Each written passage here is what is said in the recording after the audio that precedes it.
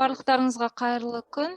Сіздерді көргеніме қуаныштымын және сіздерді қатысушылардың тізімінде көптеген таныс адамдарды көрдім. Сондықтан барлық таныстарыма және таныс емес әріптестеріме қайырлы күн, қош келдіңдер дегім келеді. Біз энтузиастармыз, біз осы білім саласында жұмыс істегенді және оны зерттегенді жақсы көреміз. Сондықтан да біз қазір сіздерге өзіміздің тапқанымызды, нені қазып тапқанымызды көрсеткім келеді. Есіңізде болатын шығар, біз енді бастаған кезде біздің өзімізде STEM-нің не екені жөнінде толық ақпарат болған жоқ. Бұл енді қазір STEAM болып кетті, A әрпі қосылды. Сондықтан осы A әрпі жайлы неге айтылмайды деген сұрақтар да болды чатта. Байқағаныңызда адамдардың таным түсінігі өзгеріп жатыр. Осыны конференция барысында мен анықтадым. Мысалға, бір жыл бұрын біз STEM туралы айтқан болсақ, осы STEM-нің жалпы бағыты жөнінде, ал қазір бұл мүлдем басқаша және бұл жалпы түсінікте жақсарып келе жатқанын байқауға болады. Осы жайлы біз айтатын боламыз. Алма, сіз келісесіз бе мен осы оймен? Иә, әрине. Осы A әрпі жайлы айтайықшы, тағы да қандай әріптер бар екен? Иә, осы A жайында біз соңында айтатын боламыз, себебі біз өзіміздің жұмысымызды жасаған кезде A болмаған болатын. Иә, осындай бір қызықты факт бар. Жақсы, бастайық. Өте кішкене қысқа интерактив жасаймыз. Құрметті әріптестер, ешқандай гуглсыз, жай өз сөздеріңізбен чатта жазыңыздаршы, STEM білім дегеніміз не? Иә, бұл жерде дұрыс жауабы жоқ, сондықтан ешкімді тексермейміз, баға қоймаймыз, сондықтан ешқандай қорқынышсыз өз ойларыңызды айтсаңыздар. Жалпы біздің әріптестеріміз не ойлайтынын білгіміз келеді. Өздеріңіздің қысқаша ойларыңызды айтсаңыз екен. Иә, мен көріп отырмын. Предметтің, сабақтың интеграциясы, бұл жобаларды оқыту арқылы жасау деп айтып жатыр. Тамаша. Бұл тек қана білімді ағылшынша емес, сонымен жалпы техникалық білімдерді оқып үлгере алмай жатырмын. Өте көп. Супер. Мүмкін жаңа бір нәрсе модификация жасалынған дүниелер дейді. Білімді тану, ғылымды тану, қолданбалы техника білімді қалыптастыру. Иә, жалпы өзім айттым ғой, Алмас. Жарты жыл бұрын осы сұрақты қойған кезімізде конференцияда бізде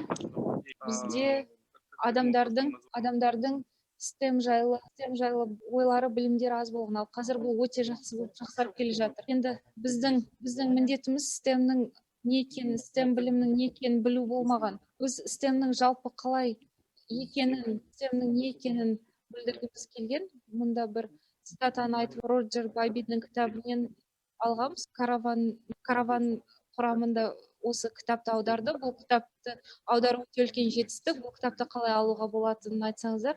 Бұл кітапты кейін дүйсенбі күні жібереміз барлықтарыңызға. Жалпы осы кітаптан өте қызықты бір цитатаны айтқым келеді. Білім саласының жұмыстарында өздерінің бір тілі бар, лексикондары бар, бірақ дегенмен де оларға бір терең түсінік жетіспейтін сияқты, немесе идея жетіспейтін сияқты. Бұл тек қана STEM-ге байланысты емес, осы жалпы білім саласындағы терминдерге байланысты. Егер біз STEM жайлы айтатын болсақ, сіздер бүгіннің өзінде байқаған боларсыздар. Егер тыңдап отырған болсаңыздар, STEM білімі жөнінде айтқан кезде олардың көптеген түсініктері, адамдар түсініктері әртүрлі. Екі адам STEM жайлы сөйлесе, олардың түсініктері әртүрлі болуы мүмкін. Бұл өте глобалды тақырып, бұл тек қана біздің ғана дүниетанымымыздағы нәрсе емес.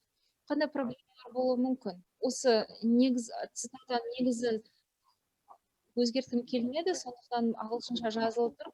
Мысалға, сізге мектепке бір тауарды таныстырушы келеді де сізге айтады: осы супер дүние, осыны сатып алыңыз, бұл STEM деп айтуы мүмкін. Бұл роботтардың немесе бір конструкторлардың жиынтығы болуы мүмкін. Міне осы STEM, осыны сатып алыңыз. Ал сіз мектеп басшылығында STEM жайлы оның білімі жеткілікті болмағандықтан ол сатып алуы мүмкін. Сондықтан да бір продуктаны жасаушылар, болмаса таныстырушылар осыны пайдаланады. Яғни STEM жайлы түсініктің толық еместігін олар пайдалану арқылы өз дүниелерін сатады.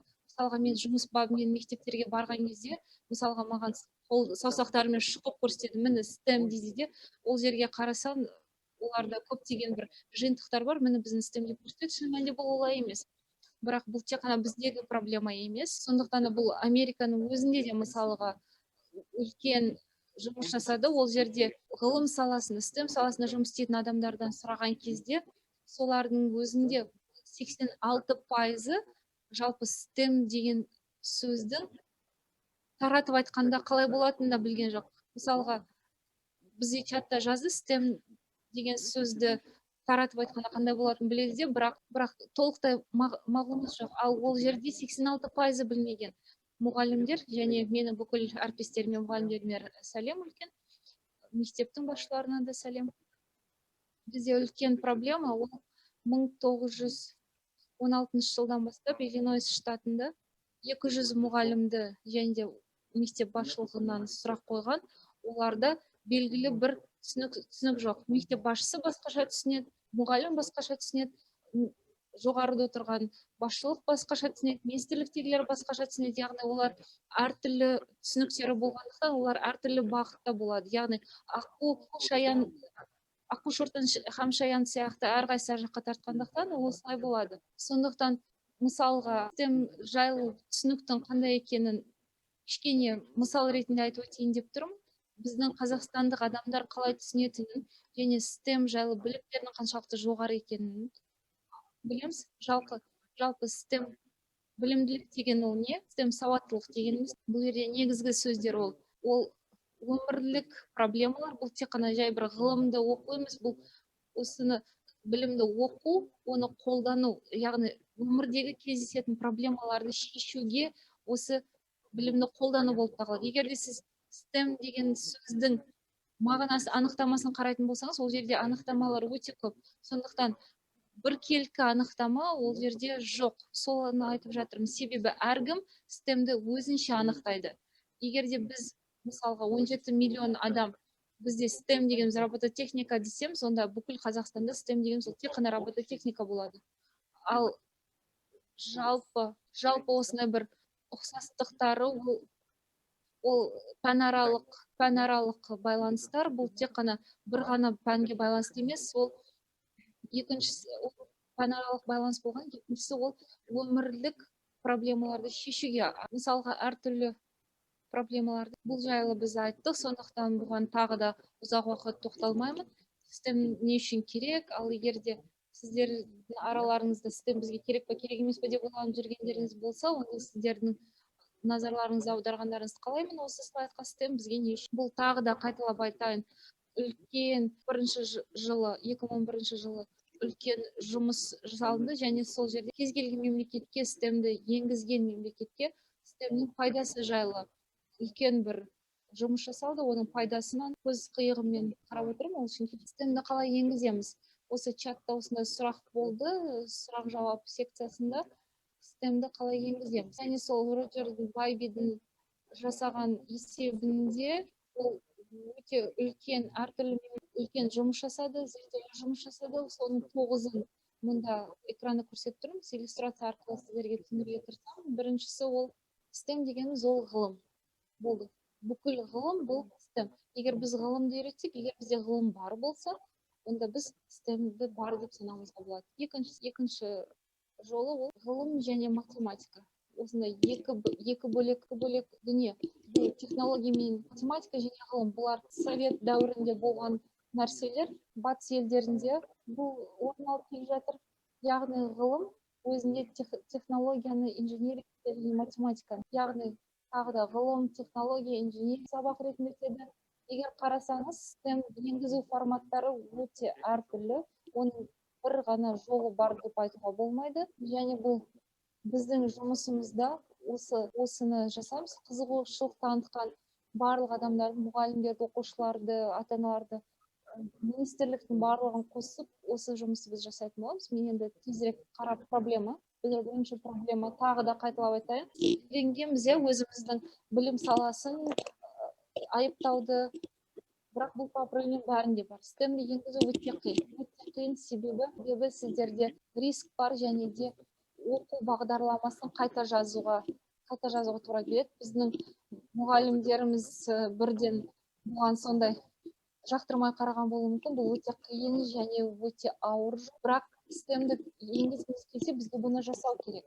Ал біздегі қазіргі қолымыздағы бар бағдарламада ешқандай кінәрат жоқ. Бірақ егер де біз химия мен биологияны бір пәнге үйлестіруге, яғни үлкен радикалды іс-әрекетке біз дайын болмасақ, онда біз STEM-ді енгізе алмаймыз. Бұл бір мемлекет бұны кіргізу керек. Мысалға біз жаңартылған бағдарламаның қалай енгізудегі қиындықтар болғанын білеміз. Сонымен қатар тағы да мектептерді жабдықтауға тура келеді. Лабораториялар жасау керек, жаңа құралдар алып келу керек, бұған дайын болу керекпіз. Бұл енді құлағын алтын сырға, бұл акиматтарға, әкімшілікке және де қалалық облыстық білім бағдарламаларына, министрліктерге, яғни STEM енгізгіміз келсе, мектеп жабдықтауымыз керек. Мұғалімдер түсінікті STEM-ді біріктіретін болғандықтан, биология пәні мұғалімдері, мысалға сіздер STEM-ді енгізу үшін сіз тек қана өзіңіздің пәніңіз емес, сонымен бірге тағы да басқа пәнді де білу керексіз. Мұнда бір маңызды, сен Балтабай филология, орыс тілінің мұғалімдері сыртта қалып кетті. Жоқ. Мен айтуды ұмытып кеттім. Мен өзім ағылшын тілінің мұғалімімін. Мен үшін де өте қызық, бұл сфера өте қызық. Біздің тобымызда тек қана биологтар мен химиктар болған жоқ, сонымен қатар мені сол филологтар. Бірден айтайын, сіздер егер де мұнда көрмей тұрсаңыз, бұл жерде тек қана технология, инженерингте жазылып тұр. Егер де шын толықтай интеграция жасаған кезде тіл мамандары да, тарихшылар да кіретін болады. Мысалға біздегі каравандағы жаздағы болған бір өте белсенді мұғалімі, сол бастауыш әскери дайындық пәнінің мұғалімі өте белсенді қатысушымыз болды. Сондықтан филологтар сіздер күшсіздер, сіздер уайымдамаңыздар, біз сіздерді ұмытып кетті деп уайымдамаңыздар. Нұрлан, мұнда айтып өту керек шығар, біздегі негізгі проблема ол текстті түсінбеу, яғни сауаттылықтың оқыған мәтінді анализ жасай алудың да жетіспеушілігі шығар. Сауаттылығы ағылшынша reading literacy деп аталады. Яғни оқыған мәтінді түсіну, оны түсіндіре алу.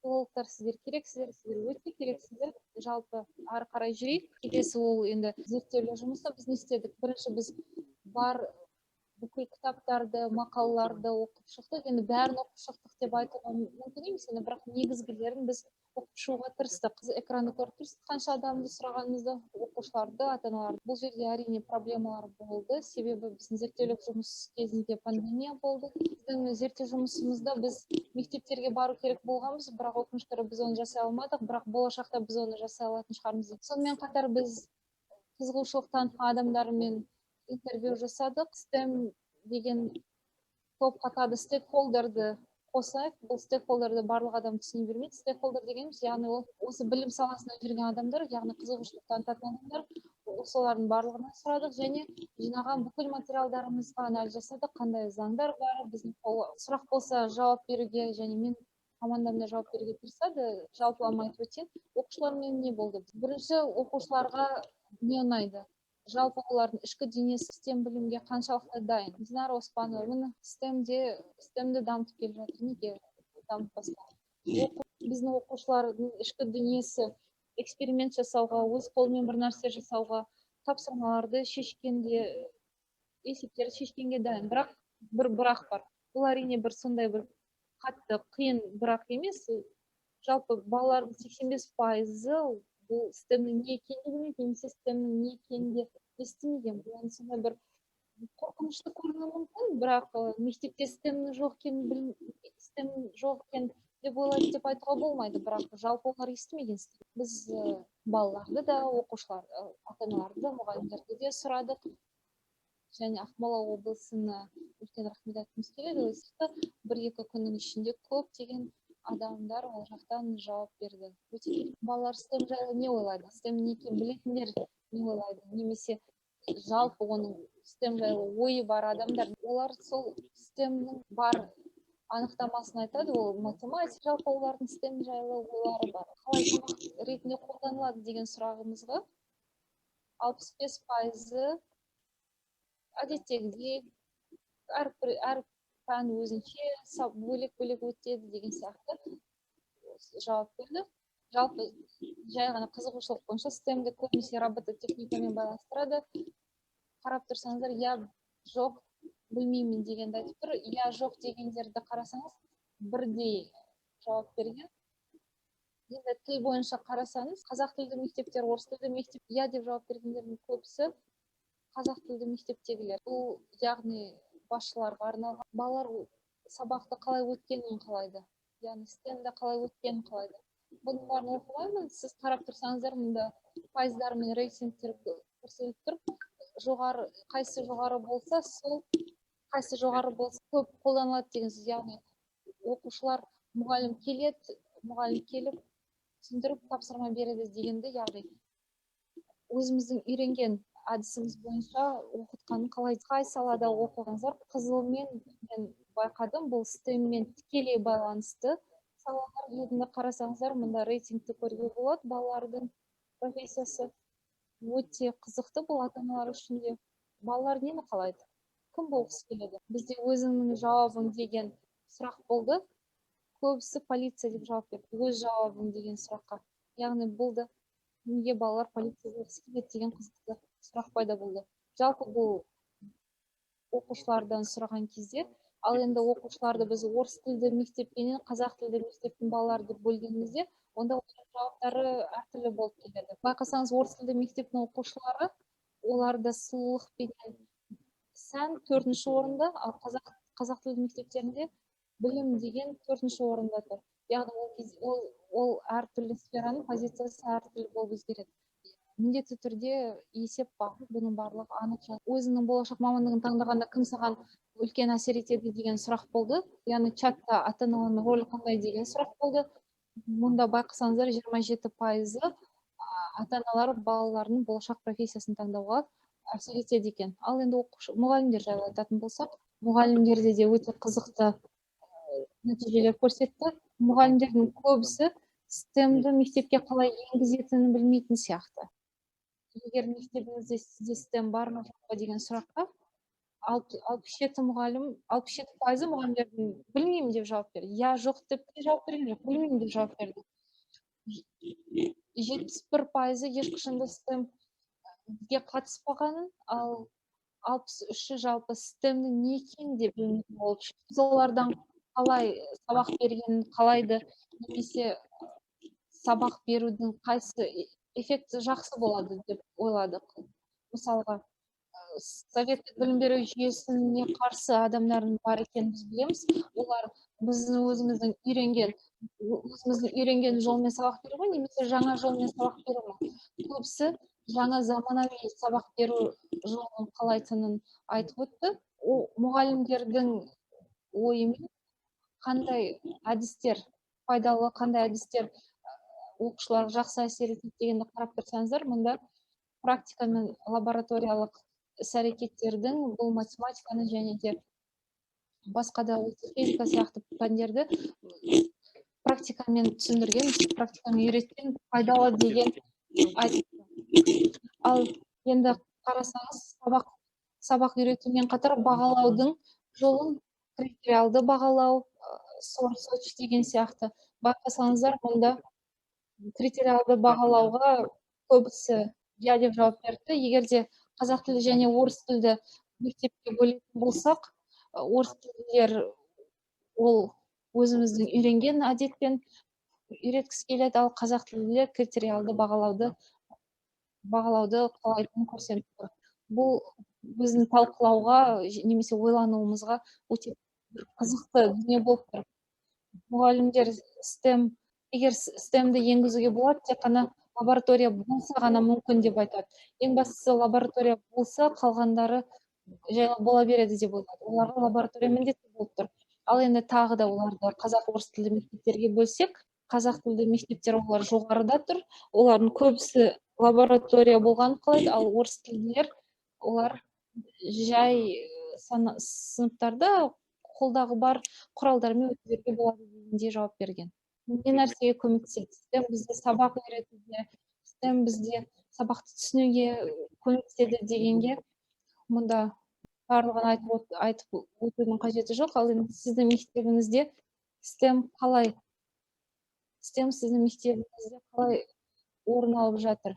Бұл байқасаңыз, физика, химия, биология және математика мен ғылыми пәндер деп көрсеткен. Енді байқасаңыз, бұл ғылыми пәндер, бұл технология, инженерия және математика. Жалпы жүйе сіз оқушылармен топтық жұмысты, зерттеу жұмыстарын және де бақылауды, сонымен қатар ақпараттар жинауды іске асырасыз деген сұраққа қызыл мен қызғылт сары түсті қарасаңыз, бұл өте жақсы деген сөз емес.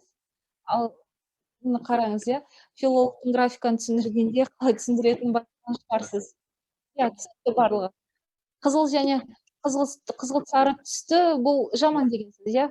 Тағы да қайталап өтейік, мұғалімдер STEM-ді қалай енгізу керек дегенді қалай айтып жатыр. Көптеген мұғалімдер олар STEM-ді енгізе алатынына олар сенімді.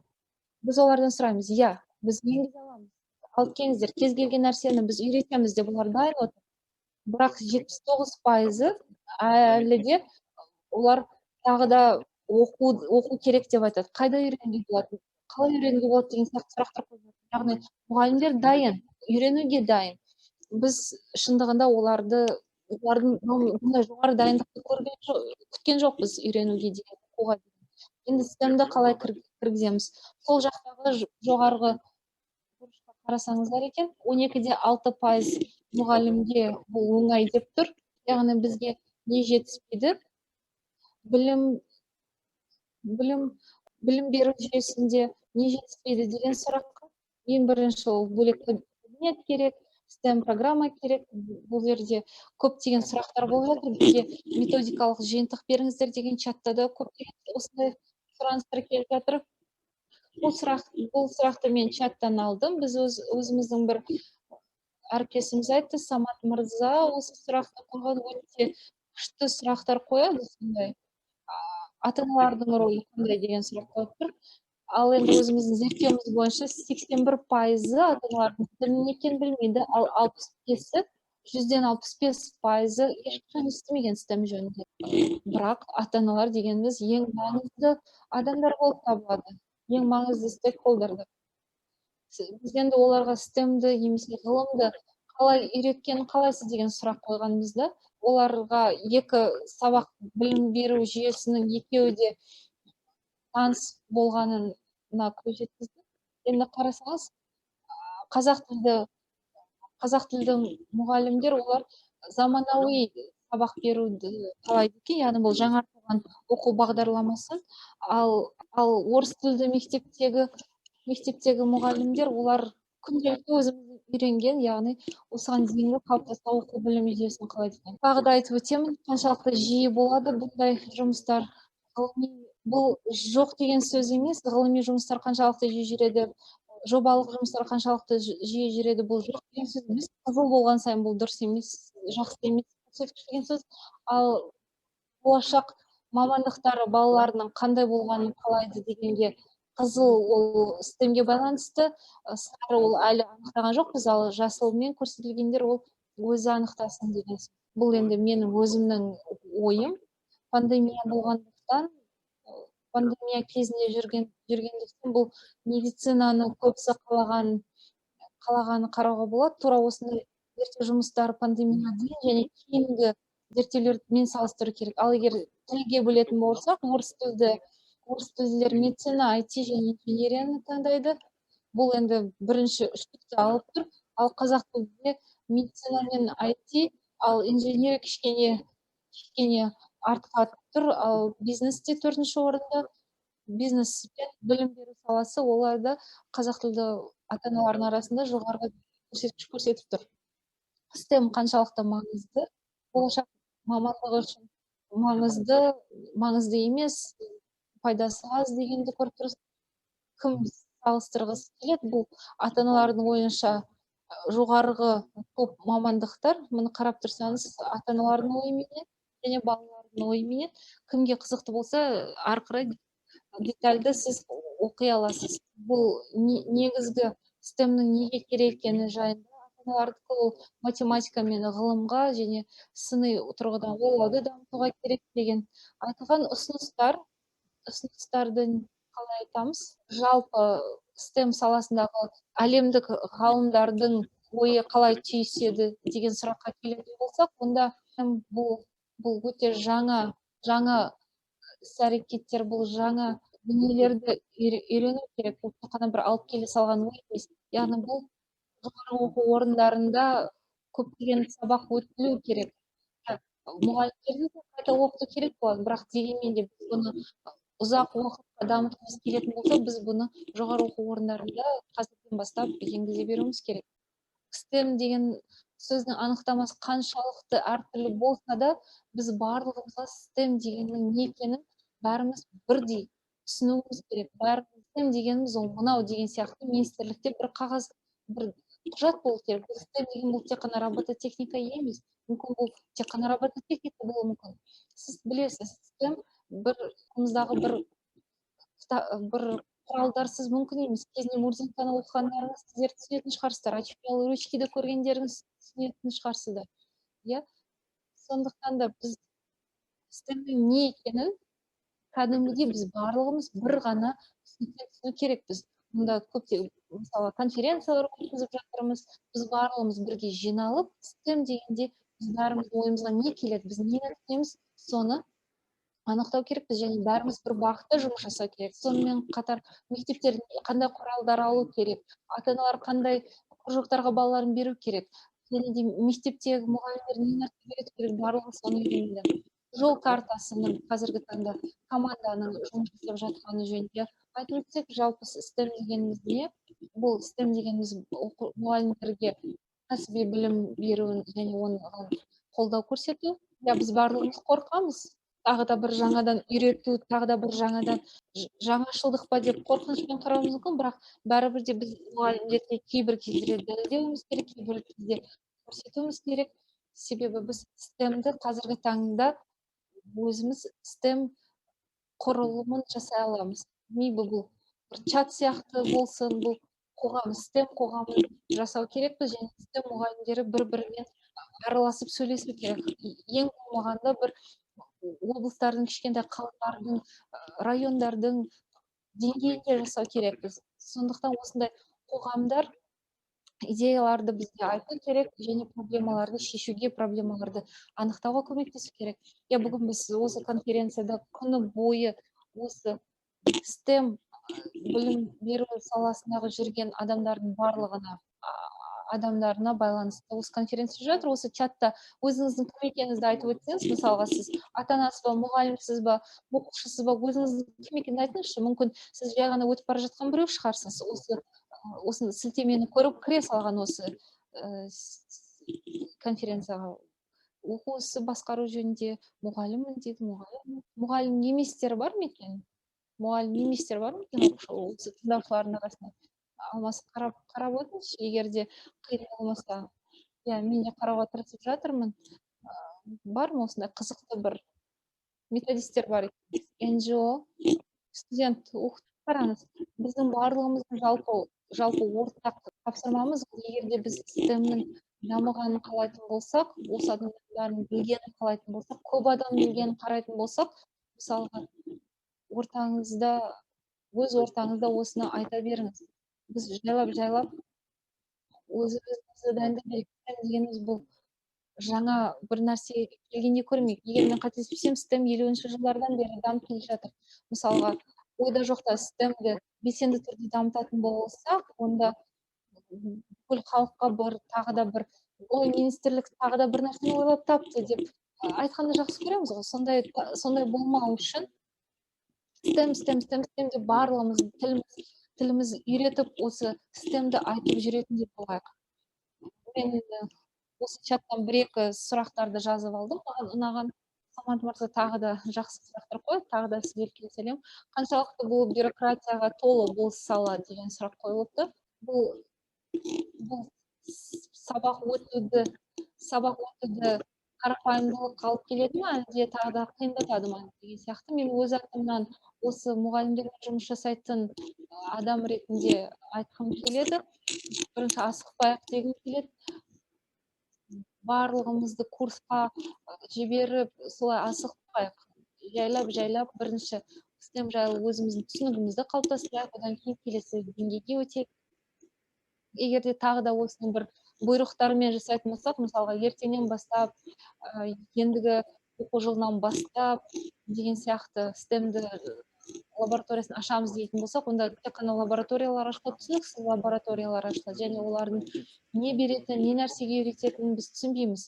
Мен кейбір мектептерде байқаймын, қонақ ретінде келген кезде, мысалға, ол жерде пол жуатын, еден жуушы кісі ғана келіп шаңын сүртуге кіреді де басқа ешкімді кіргізбейді. Яғни ол жабық лаборатория, оны бізге керек емес. Сондықтан да STEM-ді біз тағы да бір кезекті бір реформаға, бүкіл әлем жек көретін реформаға айналдыра жібермейік. Тағы да STEM қаншалықты бұл қолжетімді, және де бұл STEM-ді енгізуде қадамдары қарастырылған ба? Иә, мұнда бір тағы да осындай бір бағыт бағдар STEM 1.0, бұл бірінші стандарттың жасалуы, екіншісі STEM 2.0 ол екі пәндерден біріктіру, яғни ғылым мен инженерияны және де ғылым мен технологияны, ғылым мен математиканы екеуден біріктіру. STEM 3.0 бұл келесі, бұл үш пәннен енгізу, келесі ол биология, химияны болды жоқ қыламыз деп айту емес. Бұл STEM-ді бүкіл әлемде, мысалға, наука, ғылым болмаса, ғылым, математика, технология деп бөлмейді, олар бәрін жалпы STEM деп қабылдайды.